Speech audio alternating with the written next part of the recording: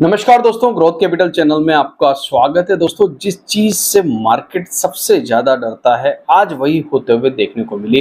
हालांकि मैंने आपको फर्स्ट वीडियो में ही बता दिया था, जब मार्केट क्लोज भी नहीं हुआ था तब मैंने आपसे एक चीज कही थी दोस्तों, आज एफआईआईज की सेलिंग का फिगर बहुत बड़ा आने वाला है।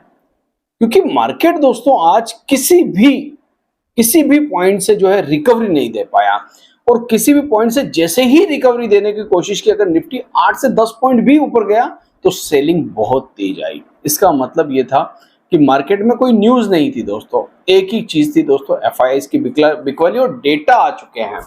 मार्केट को फिर से देखेंगे और डेटा के साथ कहीं ना कहीं उसको कनेक्ट करने की कोशिश करेंगे कि ये जो डेटा आया है और पिछले एक महीने का सबसे बड़ा डेटा है दोस्तों सेलिंग का, तो क्या आगे भी ये सेलिंग जारी रह सकती है, और क्या इस सेलिंग को देखकर कल मार्केट में पैनिक सेलिंग हो सकती है? क्या करना चाहिए इस समय? तो चलिए कंप्यूटर स्क्रीन पर आगे बढ़ते हैं दोस्तों और कोशिश करते हैं इन चीजों को देखने की। सबसे पहले थोड़ा सा हम एक चीज को ध्यान रखते हैं कि यूएस का मार्केट किस प्रकार से बिहेवियर कर रहा है। उससे पहले अगर वीडियो अच्छा लगे तो प्लीज लाइक शेयर सब्सक्राइब जरूर कर दिया करें दोस्तों, इससे हमारा भी मोटिवेशन बढ़ता है। तो यूएस का मार्केट अगर आप देखें तो डाउ जोन्स कोई खास नहीं, 120 अंकों की गिरावट के साथ इस समय ट्रेड कर रहा है, और नेस्डेक 109 अंकों की गिरावट के साथ ट्रेड कर रहा है। ये तो ठीक है दोस्तों, यहाँ तो कोई दिक्कत नहीं। दिक्कत कहाँ पर है? दिक्कत आई है दोस्तों सबसे पहले यहाँ पर 10,000 करोड़ की सिंगल वन डे में बिकवाली। 10,000 करोड़ किसमें? कैश के अंदर, जहां सबसे ज्यादा दिक्कत है। स्टॉक फ्यूचर्स में 4,000 करोड़ की बिकवाली और ऑप्शंस के अंदर 2,700 करोड़ की बिकवाली, मतलब फिगर बहुत बड़ा है, 14,000 करोड़ क्रॉस कर चुका है। एफआईआईज के सामने डीआई 6,500-7,000 के आसपास खरीदारी करने की कोशिश कर रहे थे, 6,738 करोड़ की खरीदारी करी मगर मार्केट को नहीं बचा पाए।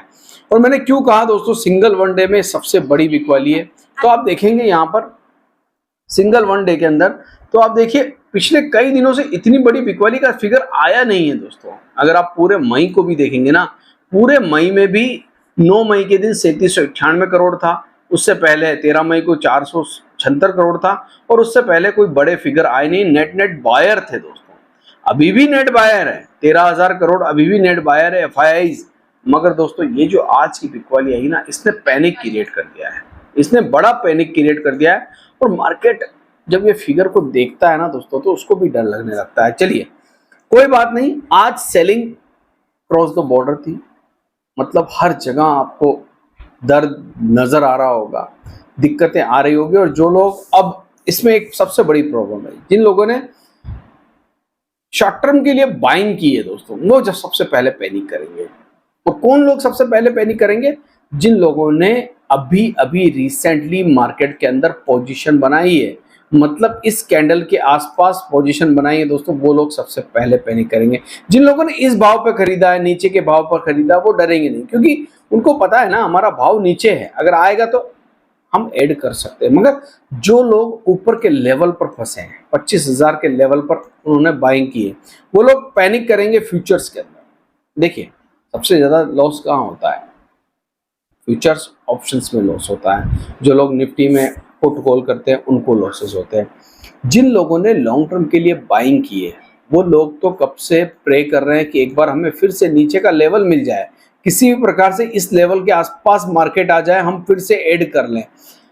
मगर जो लोग शॉर्ट टर्म के लिए बाइंग करते हैं, जो लोग फ्यूचर एंड ऑप्शंस में बाइंग करते हैं, जो लोग पुट कॉल खरीदते हैं या जो लोग मार्जिन में खरीदते हैं, वो थोड़े से पैनिक करते हैं। और अब पैनिक होगा कहां पर?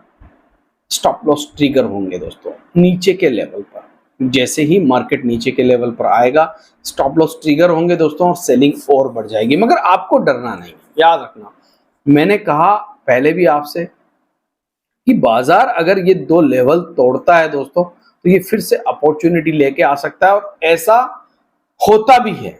अगर आप पास्ट डेटा उठा के देखेंगे कि जब भी निफ्टी एक्सपायरी के नजदीक होता है और सोल्ड हो जाता है, तो फिर एक्सपायरी वाले दिन बड़े मूव आ सकते हैं। इसमें कोई दो राय की बात नहीं। हो सकता है कल हम और गिरे और उसके बाद हम रिकवरी लेने की कोशिश करें। मैंने आपसे आज से 2 दिन पहले निफ्टी की एनालिसिस में एक चीज कही थी कि देखिए मार्केट इस समय जो पैटर्न बना रहा है ये अब हायर हाई की पैटर्न की तरफ जा रहा है, मगर हायर हाई पैटर्न की तरफ जाने से पहले दोस्तों हर हाई के बाद इसको डिप चाहिए। ठीक है, तो ये ऐसे डिप लेगा तभी ऊपर जाएगा। आप सोचेंगे डायरेक्ट ऊपर चला जाएगा तो सीधी लक्ष्मण रेखा तो नहीं बन सकती दोस्तों, सीधा ऊपर नहीं जा सकता बाजार। ये बाजार के बिहेवियर में नहीं है, ये मार्केट के बिहेवियर में नहीं है। आप कोई सा भी चार्ट उठा के देख लीजिए, जब गिरावट भी होती है ना दोस्तों तो सीधी सीधी गिरावट नहीं होती है, वो धीरे धीरे करके बाजार जो है नीचे आता है। आपने ये वाली गिरावट जो रिसेंटली देखी 26,000 से हम गिरे, तो हम गिरे तो बार बार एक बाउंस लेकर गिरे हैं, तो यहां पर भी एक डिप लेकर ही आप ऊपर जा सकते हो, वरना आप ऊपर नहीं जा सकते। और एफआईआई ने जो आज सेलिंग करी है दोस्तों, पैनिक क्रिएट किया है।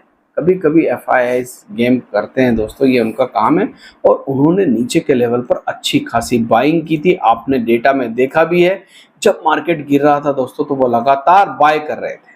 जब बाजार गिर रहा था तो मार्च और अप्रैल में वो नेट बायर थे, ना कि सेलर थे। तो यहां पर अगर वो थोड़ी बहुत मुनाफा वसूली कर भी लेते हैं तो इसमें डरने की कोई बात नहीं है। इंटरनेशनल मार्केट ठीक है, बाजार हो सकता है छोटा मोटा पैनिक करने के बाद आपको एक बड़ा बाउंस दे दे। देखिए दोस्तों, जब भी मार्केट में रैली आती है ना तो उस बीच में छोटे छोटे पेन आते हैं, छोटे छोटे करेक्शन होते हैं, और ये करेक्शन जो होते हैं ना ये एंट्री करने का एक मौका देते हैं। किसको पता था 10,000 करोड़ आज एफआईआईज बेच के निकल जाएंगे? किसी को नहीं पता था।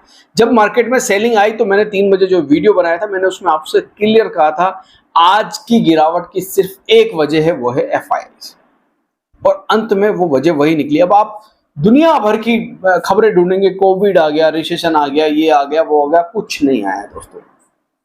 कोविड को भूल जाइए, रिसेशन को भूल जाइए, अभी फोकस है बाइंग और सेलिंग पर। तो ये जो आज एफआईआईज का डेटा है ना, ये मुनाफा वसूली की बड़ी वजह बना है, और एफआईआईज ने क्लियर कट यहाँ पर आज बड़ी प्रॉफिट बुकिंग करी है एक्सपायरी से पहले, और मार्केट को हल्का किया है।